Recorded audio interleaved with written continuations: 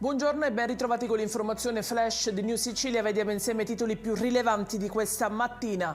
Oggi l'Italia si ferma per ricordare due figure simbolo della lotta per la democrazia e la giustizia, Aldo Moro e Peppino Impastato, uccisi entrambi il 9 maggio del 78. Nel cuore di Roma il ritrovamento del corpo dello statista democristiano dopo 55 giorni di prigionia nelle mani delle Brigate Rosse. A Cinisi, in Sicilia, l'esplosione che mise fine alla vita del giovane giornalista e attivista, voce coraggiosa contro la mafia.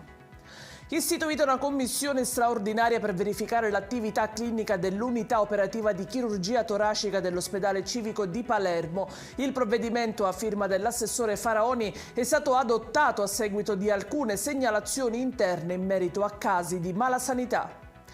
Una fitta rete di usura ed estorsione, quella che si muoveva silenziosa tra le zone catanesi di Picanello e Villaggio Sant'Agata e che ha portato all'arresto di 4 soggetti. Dietro i prestiti ci sarebbero Maria Piacente, Provvidenza Condorelli, Maria Teresa Crisafi e Daniele Saraniti. Le somme concesse in prestito avevano un tasso mensile variabile dal 60 fino al 300%. Non sono mancate anche le minacce ai clienti.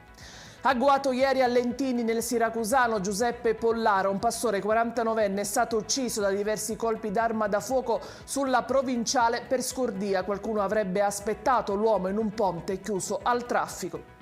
In chiusura il tragico ritrovamento questa mattina a Castelmola nel Messinese del corpo senza vita di un uomo. Si tratterebbe di uno statunitense di 56 anni. Tra le prime ipotesi vi è quella del gesto volontario. Ad avvalorare la tesi alcuni segni di caduta e tracce di sangue lungo la parete rocciosa e fino alla strada sottostante.